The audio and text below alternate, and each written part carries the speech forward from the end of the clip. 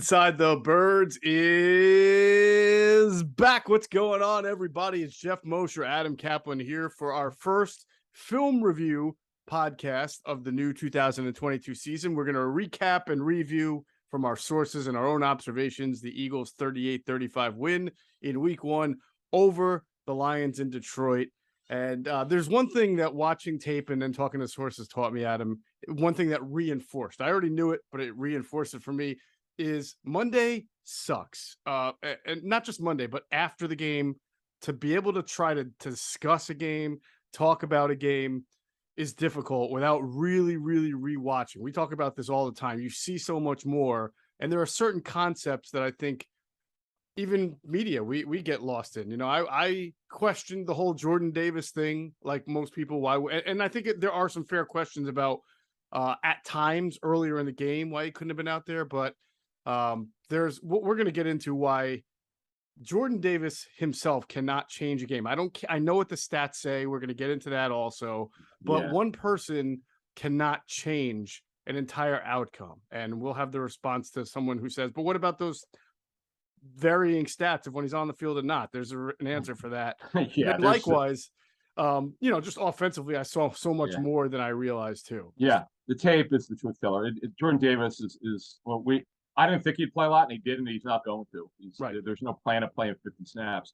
Folks, it all starts in practice, particularly for rookies. It's about technique, assignment, alignment, and being able to be consistent. He's just not there yet. I don't know why people are getting so excited, other than he's obviously got some incredible gifts. Mm-hmm. He's your typical rookie. He's not ready. He wasn't ready. We didn't really talk about him a lot in the summer because we knew he wasn't ready. Right. We knew there's some special traits that he has. They're just traits. Yeah, they have to be developed. This game has to be developed. He's a ways away from being an impact player. Yeah, when you say he's not ready, I mean he can play in an NFL game. He's not ineffectual. He's not. I think the biggest thing is a man that size who only played, what was it, 20% of the snaps at Georgia? I think Greg said, right? Cosell said he has his own tape study, and he believes there's a reason why. We know why here he's not playing because he's not ready yet. He's not ready to play a full game in terms of your 40, 50 snaps. But so I would say with Davis here, there's things in his body, like in this we're not, we're getting the show started, but just some of the stuff he did in this game, you go, oh boy, wow. You see why the Eagles were so excited to trade up for him, but you also see over 22 snaps. And Greg said his tape in Georgia, he basically played a quarter of the snaps. Right. He wasn't a nickel pass rusher. He's nowhere near where you hope he would be 2 or 3 years down the line as a pass rusher. He's just raw. He's very raw. You have to understand. I get people are excited because he's super gifted. He's a freak of a talent, but he's so raw and he needs so much work. Right. You've got to be careful with highlight plays. Right. And conditioning too. He's got to be able to play more. Everybody wants to see him play more. He's got to develop. B, at that size, when he didn't even play that many snaps compared to most linemen in college, you can't just expect him to get into an NFL game and play upwards of 40, 45, 50, 60% of the snaps like 310-pound defensive lineman. It's a whole different animal. We will get into that. Got a lot of great stuff. Want to mention that our guys are back, our fellas, Q&A. Their first podcast of the 2022 season, the Q&A show is up. It's on all of our platforms, Anchor, whatever, Spotify, whatever podcast platform that you listen to it on. It's also on our YouTube channel. You can watch it. Great stuff they had on AJ Brown. Now, what we're talking about with Jordan Davis is an extension of a bigger conversation about run defense in general and gap integrity and gap control and tackling form. And they really tackled that head on. So I encourage you to listen to what they had to say about that. And then really some interesting stuff on the offense that they liked, but they have maybe some long-term concerns about that we'll even discuss here on the show as well. So excited about that. I hope everybody caught our pregame show. It was the most watched pregame show that we've done with Greg Cosell and Jason Avant. Proud of the product that we put forth. If you all remember, week one last year, there was no product. We had technical issues and didn't even put a show on. So to be able to bounce back in that kind of fashion was fantastic. And then Adam, to be able to do the post-game show, the first ever, the inaugural ITB post-game show with Trey Thomas, who was raring to go. He had his cup of wine, glass of wine, he said. And He was ready to go. It was awesome. So okay, a couple things here. So we do the pregame show from Rivers Casino, folks. They actually give us a stage. It's super cool. We had some fans show up. So very cool. That was nice. So we actually have a set now. It's incredible. We really appreciate that from Rivers. They're doing it up right. Yeah. Avant and Cosell were brilliant. And we said this last year, and boy, did it show up in this game. They talked about potential issues with the roster or players and play call, whatever the case may be. And this stuff showed up in the game. Well, we're watching and go, hey, they said that. It's just amazing. Yeah. How prescient they are. And then with Trey, he was very passionate. And the other thing is this post-game show, which goes live on YouTube and all our platforms, a half an hour of the game, that serves as our Monday morning show. We put it on pod version for the next day. Right. So for those of you who are, well, where's your new show on Monday morning? That's it. That's the pod version of the one that was on YouTube, and that's going to be with Trey every week. So we appreciate having him back, and everybody's back. It's really cool. It is cool. And just so people understand, if Adam and I with Trey do a 45 to 50-minute show after the game, it sort of doesn't make sense for then Adam and I to go do a 45, 50-minute show by ourselves to be the Monday morning podcast, because it would be the regurgitation of the same content. And plus, we like giving you Trey's perspective on it. So that is now the Monday morning podcast. Correct. Thanks for mentioning that. Blown away already by our subscribers on Patreon. So really happy to see people have hopped aboard, and the advantages have already started. We've answered a lot of people's questions on the pregame show. It was just exclusive. That was cool. Questions asked by Patreon members. And of course, we're going to start doing our bonus shows pretty soon. By next week, we will do our first live streamed Ask ITB. That'll be in real time, and we'll get to your questions, and we'll probably drop some nuggets on that show as well. So if you haven't yet, please go to patreon.com/InsideTheBirds and sign up to be a subscriber. We're also been chatting with our subscribers a lot. I've been chatting a lot. I know, Adam, you're going to do a whole half-hour chat soon. Yeah, actually, Discord. You got to show me how to do it. I want to do it tonight. Today's Wednesday. And I want to do it tonight for half an hour. Right now, as you watch this, if you're watching this morning at 6 a.m. Eastern, if we can pull it off, are we able to send like an alert to our list? We can put it out on Patreon to our subscribers. That you'll be chatting at half it. Yeah. My tentative plan is tonight at 8 p.m. Eastern to go 30 minutes with y'all, and a free for all, questions back and forth. I as I was saying last week when we announced all this, I used to do a chat. When I was a partner in a website with Jay Glazer, we do a chat every week for 4 or 5 years. Mm-hmm. And I love doing it, man. It's because it's always good to hear what you guys are thinking. What's important to you? What do you have issues with the Eagles? What questions do you have? And it also helps us when we go into our Sunday show. This case will be Monday night. Our pregame show at Rivers will be from 5 to 7 p.m. Eastern, which obviously you could see live. We'll all be there because it's a Monday night game. And then the post-game show with Trey will be 30 minutes, roughly 30 minutes after the game. And we had an incredible turnout for our live stream. In fact, our live stream we were laughing. It's bigger than Sirianni's press conference. We were shocked at the live stream for our pregame show. It's by, and I get it's the first game of the year, right? But we know you guys love Avant and Cosell, so we love having them back. Definitely. All right. So again, patreon.com/InsideTheBirds to become a subscriber, and the benefits will start right away.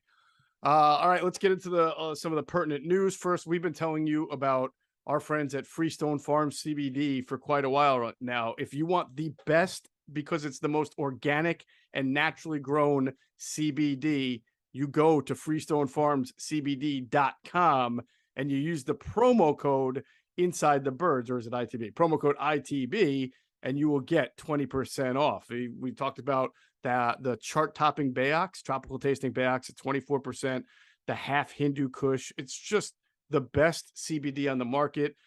If you like it for after workouts, if you like it to go to sleep better, everybody likes their CBD for different reasons, or even for similar reasons that overlap. But got to make sure you're going to FreestoneFarmsCBD.com to get yours, and you cannot beat a 20% discount using the promo code ITB. All right, Adam, the win came with a price tag, as we saw that happen earlier last year too with Sayamalu and Brandon Graham going out. Derek Barnett out for the rest of the year, ACL injury. And it's so weird how the one spot the Eagles kind of went into the season feeling like they didn't need that many reinforcements at, which is weird because they're not exactly young at the position, is the one spot that they suffer their first major season-ending loss. Derek Barnett out.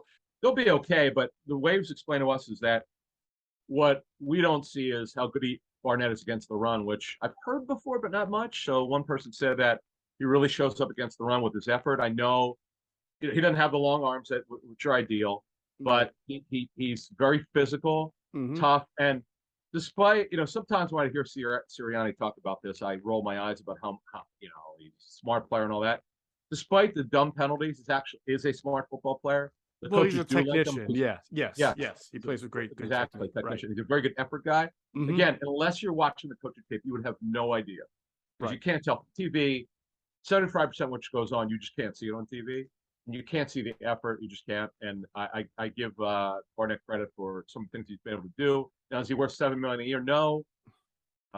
He never became the pass rusher they thought he would be. And right now, the fully guaranteed money next year is very minimal. So this could be it for him. We'll have to see. We'll have to see how he comes back from the surgery. But yeah, it does hurt. It really hurts their depth. Not only, as you said, at the end, but just from the rotation as edge rushers, as 34 outside linebackers or 43 DNs, it absolutely impacts it. Yep. They're okay with 34 outside linebackers. They're fine. Because every edge rusher they have, whether they're a true 43 DN, they're standing up in this defense too. So yeah, it's a shame. Good luck to him on his rehab, but that will be it that we know of until the first injury report. Actually, the first injury report this week is not due to Thursday. Because they play on Monday night, and they have to have one Thursday, Friday, and Saturday. Right. Their last practice of the week is Saturday afternoon, and then Sunday's the walkthrough, and Monday night is the game. And we'll get into on our Friday morning show the Minnesota breakdown. Boy, they look damn good, and they are fast on defense. They're explosive. That's going to be a much tougher matchup for the Eagles. Absolutely, it will be. So let's talk about this Eagles offense as we get into it. I think I have a better understanding of why Nick Sirianni was so praiseworthy of Jalen Hurts at those joint practice, the one joint practice with the Dolphins, where we watched and the offense didn't really do anything special. But we knew, we told the people, in our podcast that the Dolphins were just bringing the house and they were disguising their blitzes and they were coming from every direction. Well, maybe someone from the Lions was in attendance that day because the Lions certainly, Aaron Glenn, I liked it. I like the aggressiveness. It didn't work, but I tell you, I don't mind that he tried to do something different. But I will say from quarter one, Adam, to quarter four, I thought that was the best decision-making I've seen from Jalen Hurts for an entire game. We saw last year a couple of good like Denver, great first half. Second half was okay. The Arizona game we always talk about a couple of years ago where he had a much better second half after they fell behind 16-0. But from top to bottom, the decisions he made, knowing that the Lions were coming at him from different directions, disguising where they were covering, and him running that much, to take that many hits, to run that much, just the volume, the exhaustion, not turn the ball over, not put too many balls in harm's risk. That's winning play from a quarterback. So if it's a different quarterback, let's say it's Jared Goff, who's not mobile, he probably would have not only got sacked, he probably would have turned it over. See, Goff, kind of like Sam Darnold, they get stuck in the pocket. They don't know where to go with the football. This is one of the reasons why the Rams gave up on Goff, is that they got frustrated with his inability to see the rush. Because if you don't have legs, like this kid has, Hurts, if you don't have that in today's NFL with the ability to blitz and to bring pressure in a variety of ways like Aaron Glenn did, you're in trouble unless you have an enormous arm strength like a Wentz or Josh Allen. Now, he's a true dual threat quarterback. It's hard in today's NFL if you can't move. Yeah. And the thing that was shocking, we kind of talked about this on our after the game with Craig, but it showed up on the coaching tape apparently. This is the most explosive that Hurts has looked. In fact, I would argue he's never come close to looking this explosive. I don't know if it's the shoes, Well, I don't know what he it did is. all those workouts in the offseason and got his legs and calves all muscled Yeah, up. yeah. So Yeah, he he was definitely looked incredible. explosive. Hmm. In fact, Dan Campbell talked about that. He said they just couldn't keep up with him. When do you Right. ever coach say that? It's really fascinating to watch tape, but there's like 5 or 6 plays you can identify very quickly where he should have been stopped. I mean, this game could have turned on its axis about 1,000 different times based on the game being a game of inches, or as Greg likes to say, fractions matter, right? Yeah, And Jalen, there were a couple of plays there where he made a miss by just enough, and that's all it took. That's all it took. he's we'd always said he was never super dynamic running it. He was more like a shifty Yes. quarterback runner. That this was, in fact, one person said to me, so I'm using this. He looked like a receiver getting racked. He was just open space. See, the other thing is he was so decisive. This is what we've talked about with Hurts. If you're going to run, go. Yes. Just go. See that space, that open space. Right. He did. If you're watching this on YouTube, you're seeing me point. He saw the space and he didn't hesitate. And he was, by the way, more often than not, he was right. There was space, and he did the right thing. And Yes. you had to feel really good that he was so decisive. Now, That's why I mentioned the decision making part of it, Adam. It wasn't like bailing to bail a lot of times. yes, It was yes. there were certain times it was planned, and there were certain times it was necessary. Most of the runs the first half, as we understand, were design runs. The ones where he didn't drop back. Right. The RPO, like their mindset, although they did some zone read, their mindset was, hey, we're going to give him some runs, get him loose, get him feeling comfortable running the football. He did that work. But what I was referring to earlier here in a minute, a couple minutes ago, was that when he dropped back, he made his decision. He didn't dance. He wasn't waiting to see. Right. He saw, well, first of all, because he was running for his life, guys were coming at him. He had to go. This is not, with a couple exceptions where he clearly could have stepped up in the pocket. For the most part, any quarterback would have run because they could. There were a couple guys who struggled, which we'll get into. The pass blocking was not good at times in this game. Better at times, but there were some leaks. Yeah. And this is where Hurts absolutely made the right decision, and he was absolutely electric. Yeah. One thing I'll say on the it's been said the last day, and I think you just sort of said it yourself, is that they don't win this game if it's a different quarterback. I agree, but I also don't know that Aaron Glenn takes this approach if it's a different quarterback either. So in other words, there's cause and effect here. We'll see next weekend if Aaron Glenn brings that much pressure and plays that much man defense. I think they're playing Washington, right?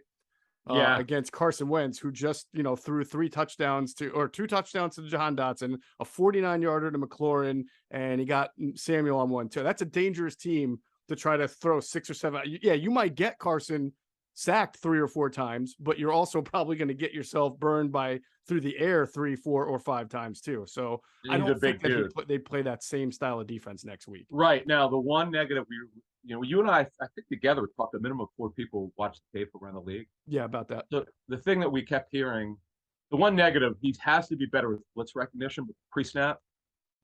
He needs to cut the more he plays, the better he's going to be at pre-snap recognition. Because what'll happen is, yes, they're bringing the house. Aaron Glenn's like, okay, I'm going to make you a passer today. We're going to see if you can do it. And of course, he ran because he knew he could, and he was right for the most part to run. But he also didn't force the football. He didn't force it where he didn't have it. But the thing that we were told by multiple people was that you got to see it before it happens sometimes, because that way you'll check it down if you're out that guy. Right. That's the one area we were told people we really trust that, hey, listen, you can do a better. 2 people said this in particular, the same exact thing. Now, also because it's the first game, the communication with the offensive line. There's got to be better communication. Some of this could be alleviated by better pre-snap recognition. Yeah, I think the saying that he has to be able to recognize when they're blitzing better. I mean, this one, the Lions. Well, what they're doing, just what they're trying to do. Right. So the conversation I had with 2 sources on this is that, and we can get a little bit. There were a couple of plays there where the Lions blitz where I thought the play call, the route concept was not, and I ran this by the 2 people, was not favorable for Jalen to make a good throw against that kind of pressure. And I feel like that's where he's got to change the play at the line of scrimmage to give himself a better hot. I'm going to give you an example. There was a 3rd and 5 in the first quarter.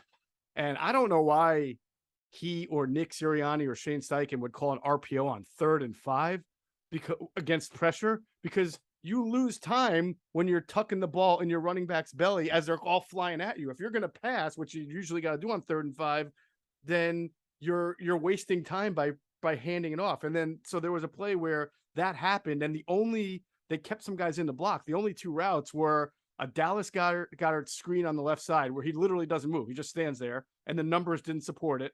And then Devontae Smith running a fade up the right side. And it didn't look like Devontae really ran it very well. But by the time he pulls the ball to throw, there's 4 guys. Like you guys might probably remember, he just throws it at Devontae, and the ball is incomplete. And I'm thinking, why are you running an RPO on 3rd and 5?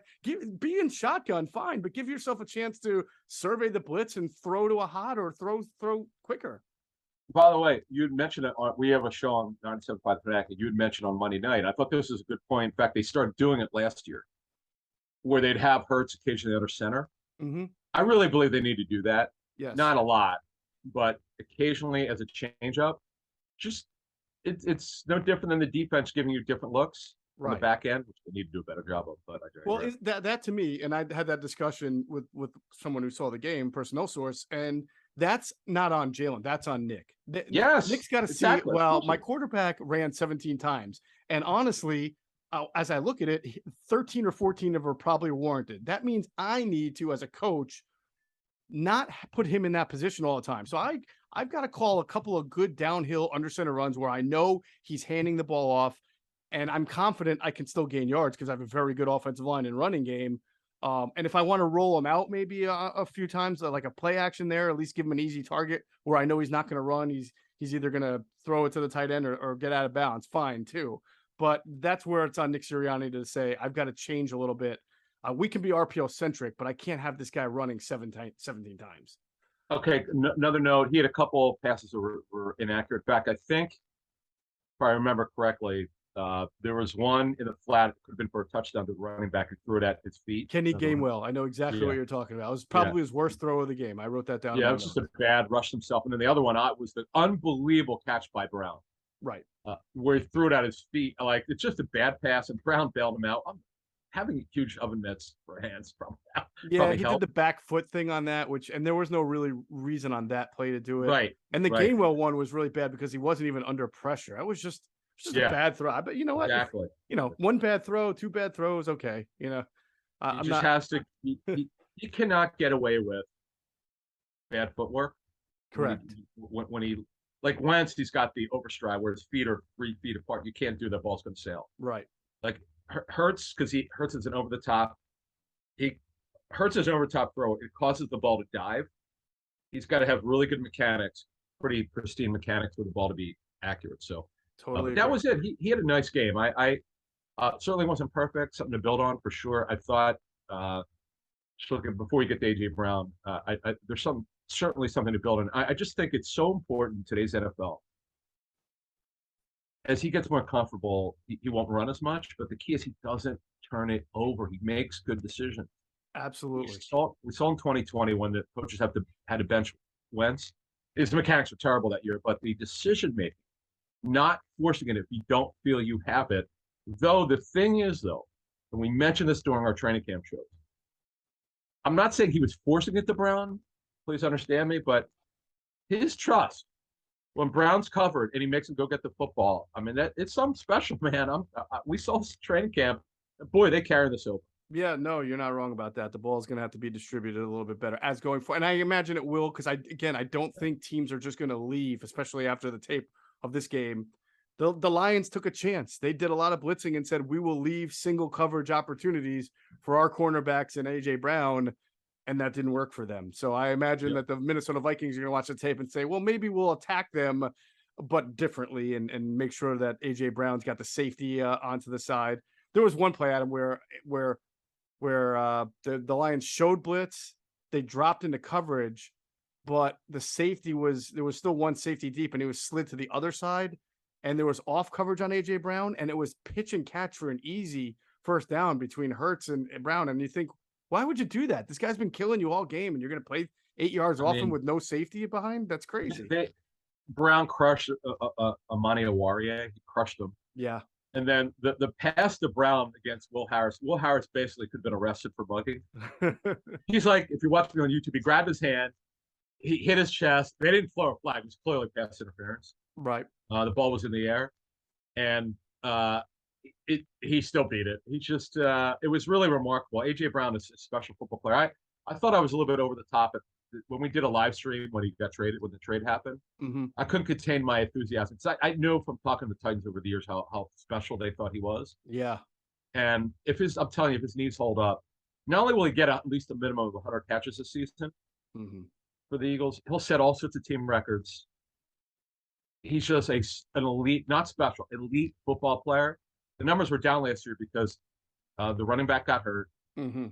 Their O-line was an absolute sieve. They had also offensive line problems. They couldn't run the offense like they wanted to. Still were number one seed. But now he's in a passing offense. And he's got incredible chemistry. It's not like I know they're close friends, but they never played together before. Right. And Hurts and Brown are just something special, man. And I know they need to get it they need to distribute to the other pass targets. They'll do that, but this is pretty special. Yeah. All right. Before we move on to the offensive line and finish off offense, I do want to bring up one sort of long-term concern that people have, and even Quentin Michael did a great job of articulating it. And it's that when you run an offense that's this RPO heavy, and make no mistake, we've been reporting it for months now. That's what the offense is. Like there was this sort of undercurrent of people who were reaching out saying, like, I thought I was going to see like a more evolved passing offense here and not as much running. And we're like, no, this is the offense that is catered to what Jalen Hurts does best. And the addition of AJ Brown and Jalen's self-improvement have made it possible to run that offense when they couldn't do it at this time last year. We saw how it failed, right? They can run it better, but this is not going to be traditional, conventional West Coast offense. You don't have that kind of quarterback, and it's just not what Nick Sirianni and the staff are going to do. They're going to use the mobility and the RPOs. They are going to put conflict with the linebackers and the secondaries, with the quarterback run, and the quick pass. There will be some deep shots. You can still take them. You saw about one or two, but you're not going to see, if I'm correct in what we're hearing and seeing, you're not going to see like 6 or 7 bombs a game that you might see in like what Washington did, right, against Jacksonville, or what the Chargers might do, or other teams. And by the way, the pass to Brown was awesome by Hurts. The timing, it was perfect, right. But the other thing is the temps are going to be up. He was averaging, I don't have it in front of me, I think like 26 attempts per game after week 6. He was 32 was the number. I gave John Hanson, he asked me what I thought of Hurts this season. I said, let's give him 32 attempts, about 5 or 6 more per game.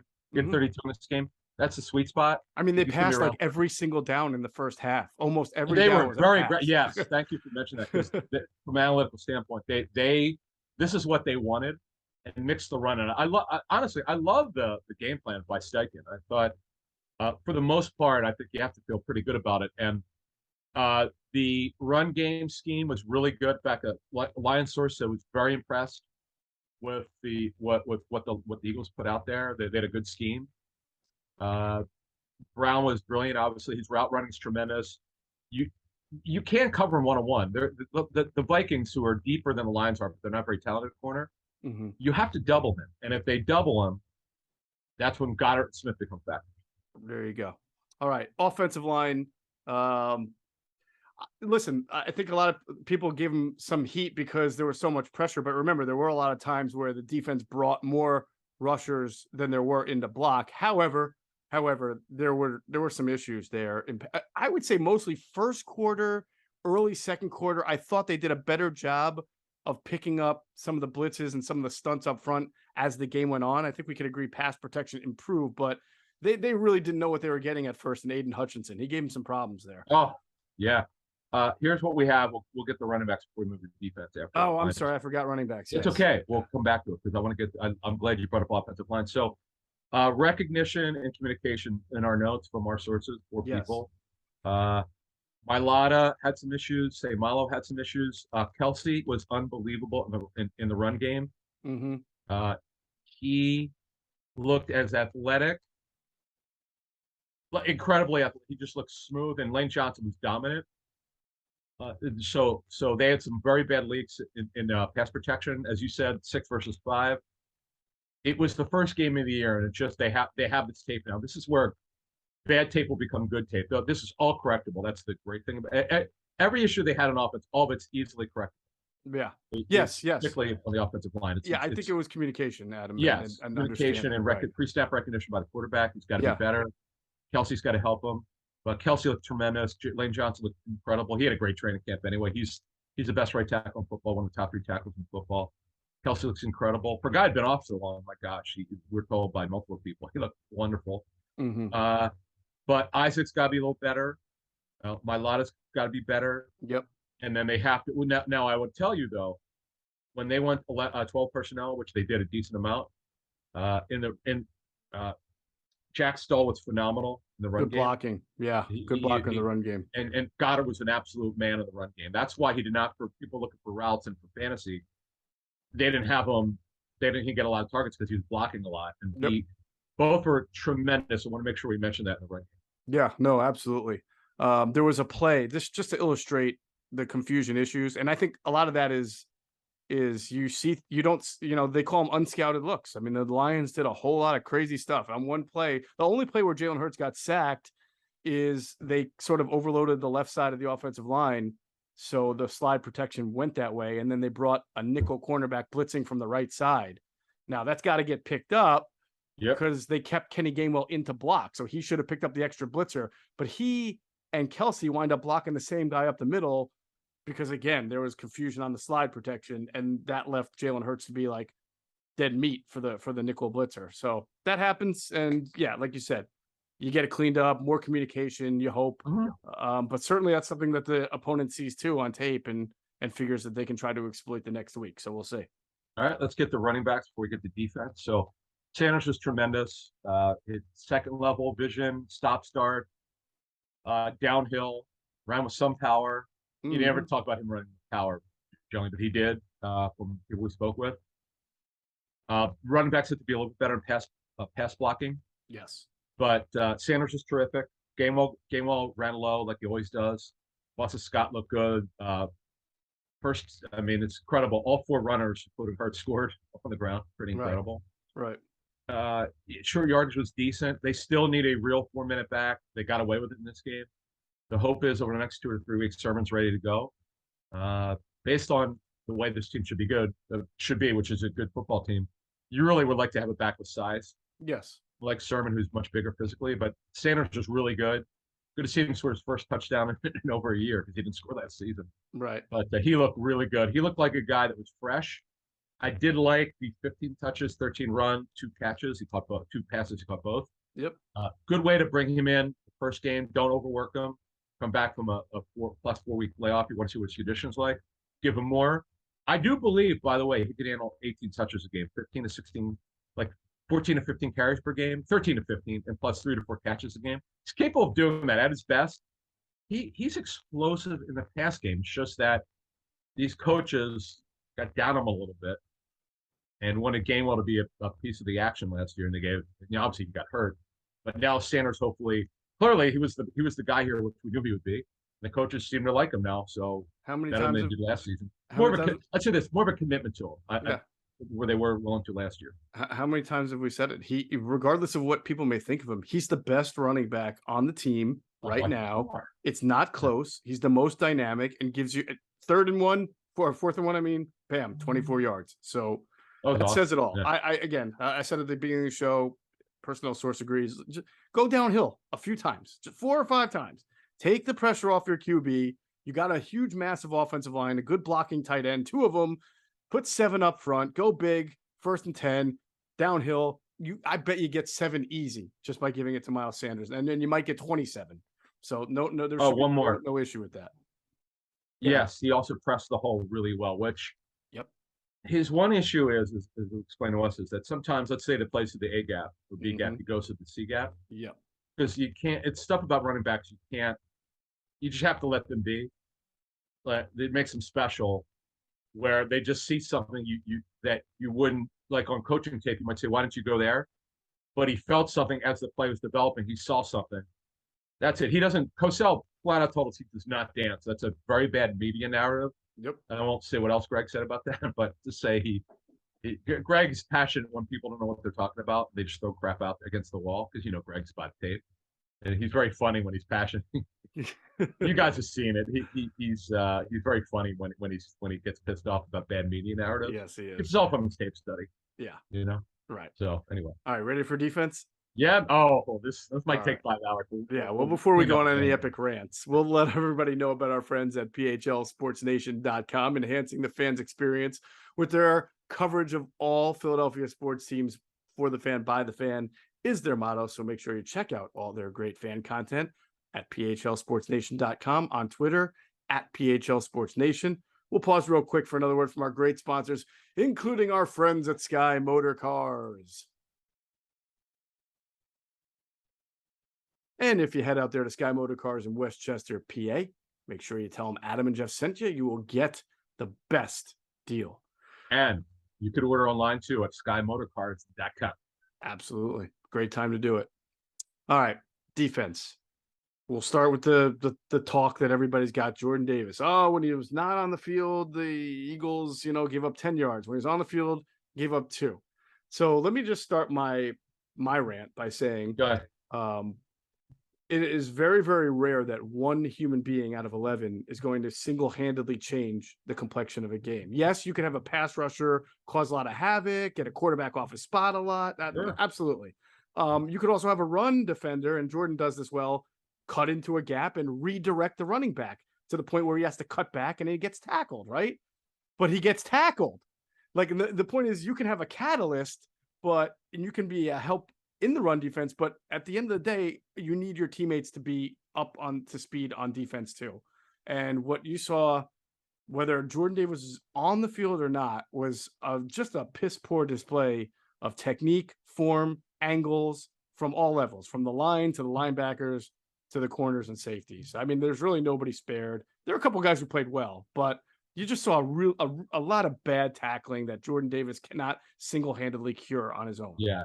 Just telling you, the numbers don't support the tape on the Jordan Davis when he was in, like the run defense is there. It just doesn't support it. Right. There were, by the way, rushing touchdowns that occurred while Jordan Davis was on the field. Yeah, you got to go by the tape, folks. We love analytics and we're big numbers people too. The tape doesn't support those numbers, so I'm just telling you. Yeah, can I give an example? Context matters, down and distance matters. Jordan Davis was on the field not very much. So sometimes he was in goal line situations or in short yardage situations where the running back could gain might be a couple of yards. Good point, Bob. So it kind of skews the numbers in the favor there. That makes it look like, oh my God, they're like unstoppable when Jordan Davis is on the field versus when not. But I would say there were a handful of plays when he was in of his 22 snaps where you go, oh my bleep. Sure. You don't find big men who move like this. Yeah. Kind of when Fletcher Cox was a rookie in 2011, playing the wide 9 with Jim Washburn. Washburn was a big reason why they drafted him. And you could just see, like, the country strong as he used to talk about. This kid, Davis, is just down the road. He doesn't have his technique down and everything else right. Where he'd be playing a lot more. I don't know if it'll happen for him this season, but down the line when Cox is retired, and we'll see about Hargrave. Mm-hmm. I believe that he'll be special. Like he'll get it because he's a pretty good kid. He cares. He's young. Yes, he needs to learn. But there's some stuff in him that you cannot teach that is super special, and it's going to happen for him someday in his career. We don't know when, but he's not ready to play a lot of snaps. No, it's as you said earlier in the show. I thought you outlined it very well. There's a lot that he needs to get right. But right. Okay, so but wait, sort of fair to question why the first 3 possessions had to go by before you got it. I get that he only can play limited snaps, so you want to make sure you're using him in the right places. But I don't agree with that. I don't agree that he only can. It's like they don't want him. He's only playing limited snaps because they don't believe that he's ready for it. Whether it's where he's not ready or he can't handle it, either way, they're only playing him a certain number of snaps. So you have to figure out because of practice. What's that? It's because of practice. He's not good enough in practice. This is the way it works. Right. And it could be any position on the football team if you're a rookie. Okay. It starts in practice. Guys who perform at a high level play more. Doesn't matter how many years you've played. But with this kid, it's technique physically he can handle more snaps. Gotcha. Talent-wise, he's not, but performance-wise, he's not ready. It's Okay. just there's so much he needs to learn. That was my point. That's where I don't. So is that, I mean, should he be a little bit more ready by after all of OTAs and training camp? I mean, I know he's a project sort of, but I always assumed he was a project more from body size and figuring it out. But at Georgia, when he was on the field, he was a dominant player. In limited snaps. In limited snaps. Well, that's where it goes back to snaps versus like what your production within those snaps. So Yeah. I don't know. I don't know if it's more technique and form or if it's more conditioning or what, but it may be It's all of it. But again, if they thought he was ready, he's playing 40 snaps a game. Because quite frankly, let's get to the next part about this before we move to linebackers. Yeah. I'm going to try to be as kind as I can. We got this some excellent sources. Hargrave and Cox, they didn't have one of the better games. Again, I'm trying to be nice about this. No, they didn't. I will tell you one thing. They got moved off the ball. I can't remember the last time I've mentioned Fletcher Cox get moved. Mm-hmm. And here's the other part about it. This is all obviously broken. You can't see any of this on TV, or very little. This is why the linebackers were not clean versus the run, because they didn't clean them up front. Right. They didn't clean up White, who's terrific in pass coverage. Edwards was also good in pass coverage. Mm-hmm. When you say they didn't do well against the runs, because the guys in front of them didn't clean them up. They didn't because when the lineman could get the offensive lineman could get the next level, get to the smaller linebackers, of course they're not going to be able to stop the run. That's fair. You mean you got to be players have to be put in position to succeed. Kazir White is a converted safety. TJ Edwards is a downhill linebacker, but even TJ Edwards, as the best downhill linebacker of the team, is going to have trouble getting off some pretty good guards if the guards are just unabated or pushing the defensive tackles back into them. Then you got two guys you got to get around to get to the ball carrier, right? You have to get around your own defensive lineman getting pushed into you, and then the huge offensive lineman doing the pushing. So I guess what you could say for the linebackers is, even though they didn't look great in run defense, they also had some obstacles that they wouldn't ordinarily expect to have. Just to me, this is tape. This is, you mentioned earlier, making sure everybody's aligned correctly. Yeah. I mean, they both get Hargrave. I don't know if it was 6 weeks, 5 weeks that he was off. He didn't have a good game. It's not like him. Mm-hmm. I assume he's healthy. I mean, he started and played a lot of snaps, so I don't know. But I'm assuming like this is stuff. Well, I know it can be corrected. Mm-hmm. And Cox is a veteran, a savage veteran.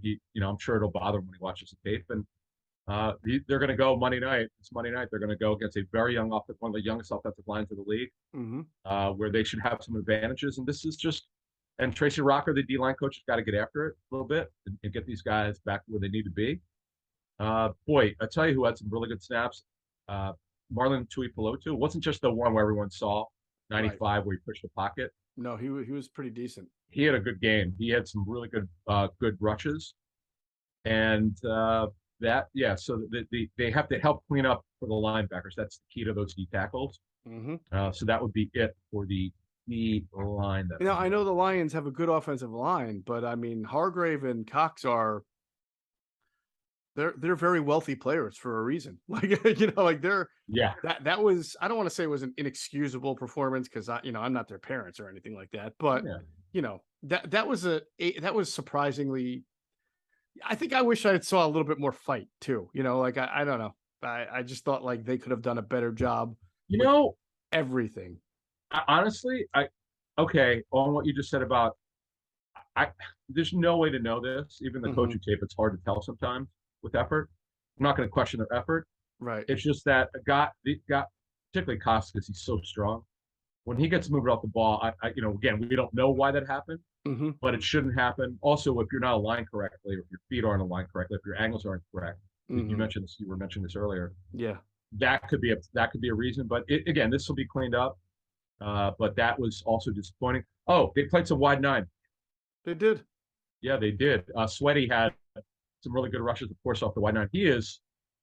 Cosell said this, if they would play 15, 20 snaps of wide nine per game in passing situation, he might have like 14 sacks this season. He's that explosive with a wide nine. Right. And good for Gannon. You can't. Gannon's got to, because you can't just move him to wide nine and keep the rest of the D-line alignment the same, or else you're going to expose yourself. So but Gannon's got to figure that he should be able to. There are teams, the 49ers do it, where that play on certain passing downs a wide Jets do 9 too. with either Yep. 1 or 2. Yeah, and the Jets, so you can do it. Yeah. Yeah. So do you want to get to the linebackers? Yes. Well, we said that. Yeah. Go ahead. So White was phenomenal pass coverage. Their zone drops are really good. Mm-hmm. You saw when they had the 3 consecutive 3-and-outs after this rough start. Yep. They dropped well. Chauncey, I know we're not doing DBs, but Chauncey Gardner-Johnson really helped them. When he was playing inside, dropping into the box a little bit, moving up, he did a good job. But yes, their run defense, they got gashed. Again, I'm going to cover for the linebackers here. I just think up front, if the guys up front would have been like they usually were, the linebackers would not have been exposed against the run like they were. But they were, for the most part, really good. In fact, White specifically shut down Hockenson when he was on Hockenson. Goff went elsewhere. Mm-hmm. They did a really good job on Hockenson. I have to tell you, because you're White, like I think you had outlined all the guys they've tried on these 1-year deals. Linebacker didn't work. Mm-hmm. And I know it's only one game. Training camp was great. Offseason was great. I think this one they're going to get right. Well, they're at least going to get it right from, Eric Wilson was supposed to be a guy who could tackle and cover, and he couldn't do both either. Well, he's smaller too, right? But he was supposed to be a coverage guy, and he didn't do that well. I think Kaiser White, they're going to get right from a coverage standpoint, and you hope it's not too much of a liability though against the run. Mm-hmm. So T.J. Edwards is also good in his drops. He did a good job against the pass. No surprise, had a great camp. I think when people are saying, "Okay, I'm on Ross St. Brown," who was in coverage, it was generally the corner, the slot corner. Mm-hmm. Not all of them, but some were Maddox. But the fact of the matter is, the linebackers are better. They have depth. Dean, we didn't really see what we thought we would see from Dean during this. We're hopefully you see, because he only played 3 snaps on defense. Well, one of them was the goal line, the first touchdown the Lions scored, Jamal Williams up the middle, where he looked like he got stopped. It was him and Marcus Epps that kind of went high and low on him and somehow couldn't bring him down. That was a little disappointing. But yeah, so you can't judge Dean on this game. He's only played 3 snaps. But the fact of the matter is, they got to figure out a way to use Dean as a blitzer because they got to get home better. But I would say that, and then Reddick is technically a linebacker, just an edge rusher, pretty much a non-factor. Didn't get home. They're going to have to use him in overloads, use him as a joker. They have to figure out how to free him up, like Carolina did, Phil Snow did with Carolina last year. They have to. I know it's only one game. I get it. I have no problem with the coverage stuff. That doesn't. This town goes crazy when he's in coverage. Oh my God, he's in coverage. You can't let him do that. That's not the way it works, folks. I'm with you. I get it.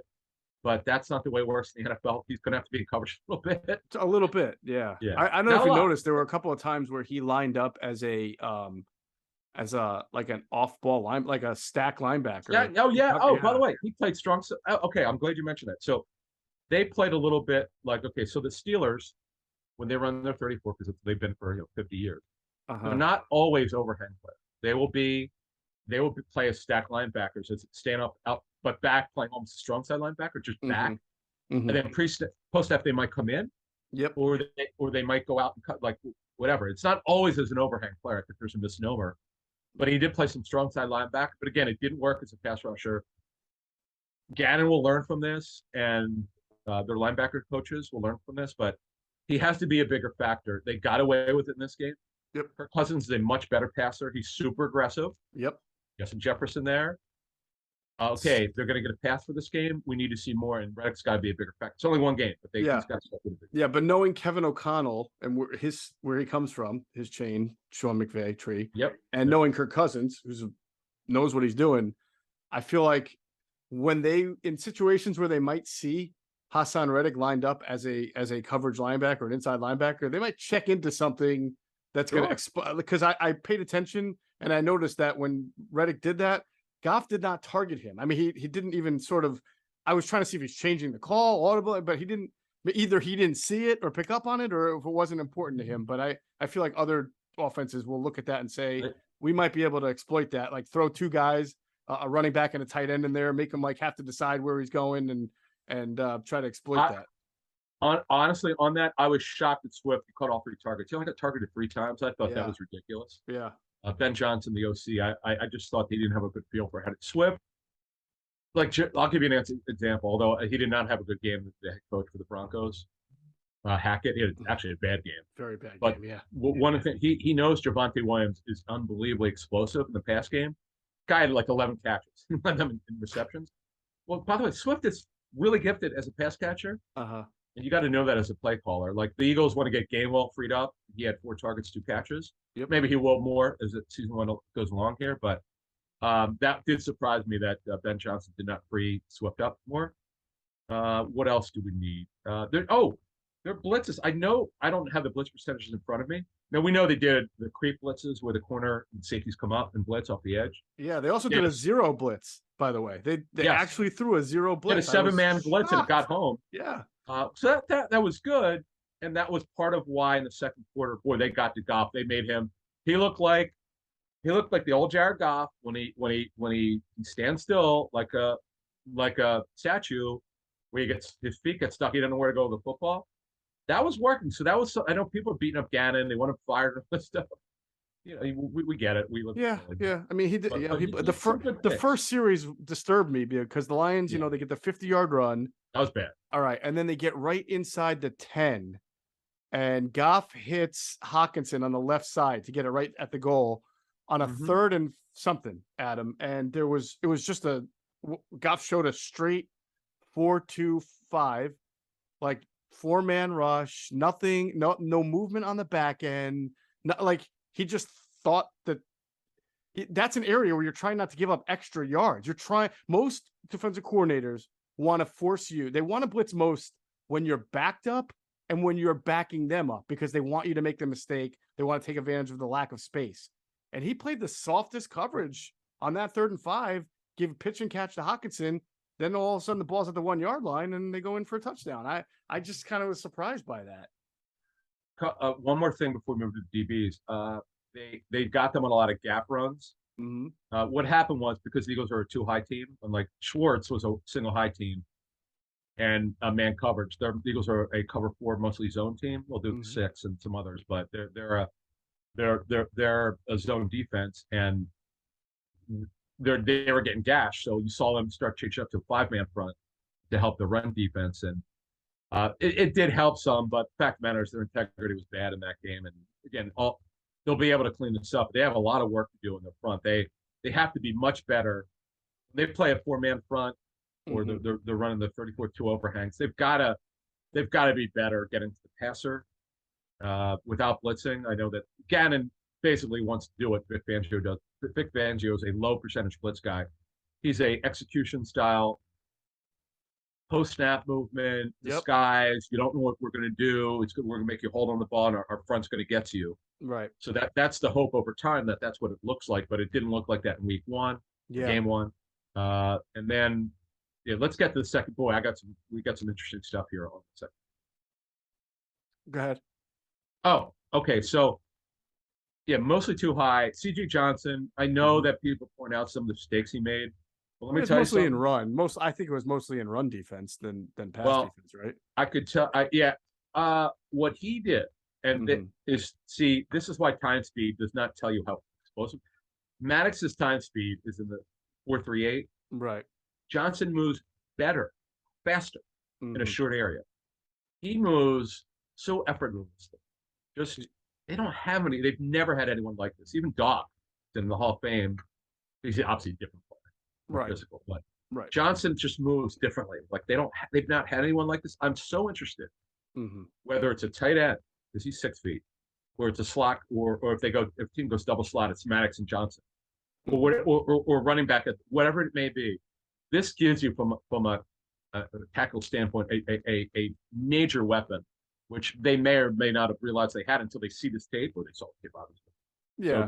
So this is going to be fascinating to see what Gannon and Denard Wilson can do with this guy. Yeah, like you were saying, a lot of their coverages looked too high to begin with, but then he would run down prior to the snap to go either put a bracket or a double on. So it's called like robber, right? Like you're the robber coverage, because he's just trying to pick that ball. There's already somebody covering that guy, and he's just trying to be the extra man to come in and jump it or defend it, an area in the zone. So, and I think he's good at that from being a nickel to begin with, which is where you're working around the middle of the field anyway. And by the way, they're not going to really have traditional. It's not going to be free and strong safeties anymore. They have two safeties or movement safeties, Epps and Johnson. Although Epps can certainly hit for a smaller guy, he's built his body up. Yeah. So this is a different safety group, and it's fascinating if everybody stays healthy what they can do. And then what happened? You want to know what happened back in the second half? Okay, from our sources, lack of disguise on the back end. Geoff got a clear picture of what he wanted. Yep. Unlike they did on the first half where they confused him. Right. That three drive stretch where they shut him down. They did not make him hold on the ball like we've seen in years past. They let him get into a rhythm. I know he didn't put up a lot of yards, but they had explosive plays in the second half. Became flag football, 7-7 with lack of pressure. Yep. They did not. Their drops weren't good. It all kind of fell apart for them.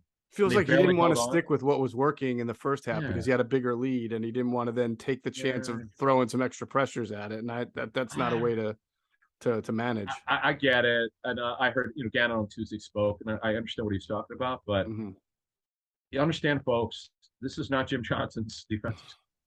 They're not going to blitz a lot. He does not believe in it, but for different reasons. It's not Jim Schwartz running the wide nine where it's a four-man blitz, four-man pressure. We won't blitz.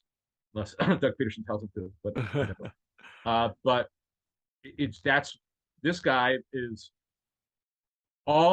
he's not really running, although the coverages last year were a lot of some Mike Zimmer. This is just, I'm not going to blitz much. I'll blitz when I think I need to. Right. If you're not going to do that, you're not going to blitz. You got to confuse the quarterback, and they did not in the second half. They're very lucky they won.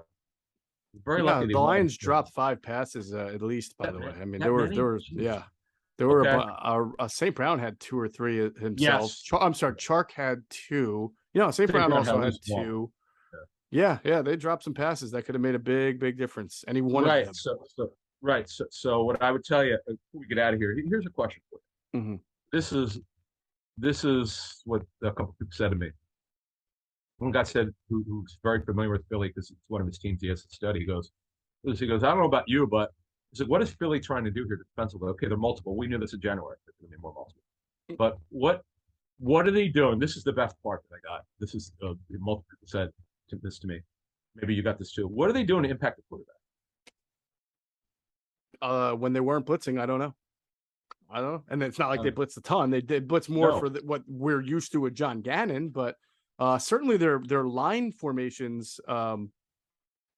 There's one thing I thought they did interestingly a few times, but that's not the identity, which is even on third down, they went to the 5-2, which is normally their run. Did a 5-1 too. And a 5-1. And I suspect they did that because it made the Lions keep extra blockers in on third down. So it gives them less outlets to throw to, which is a smart thing to do. So that's interesting. And it worked a couple of times. But otherwise, I don't know. They're playing so many different people up front and in so many different. I mean, they've played 40 front, they played 30 front, they played 2 overhang, they played 1 overhang, they played a formation where there was an overhang and it wasn't even Hassan Reddick. It was Sweat, and Reddick was, like I said, Reddick was like a coverage linebacker. So I don't know. It feels like he's the master chef's got too many ingredients here, and he's trying to make this amazing casserole with everything in it instead of just like giving everybody some roles for situations and simplifying it. That's my I agree. 1 week kind of diagnosis of it.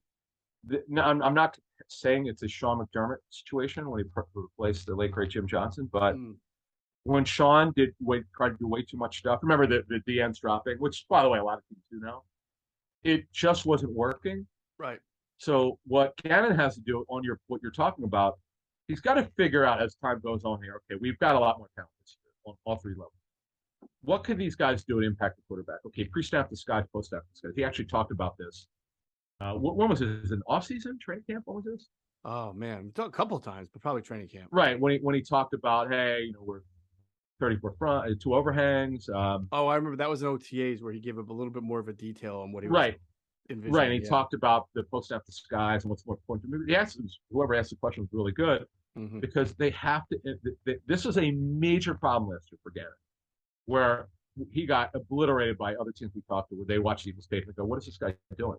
This is why we read those. We gave you the stats in our pregame show. You get to 7 quarterbacks where he did nothing to impact them. Nothing. Right. he's basically throwing up his hand. We don't have the horses to stop these guys. So what we're going to do is we're going to play back.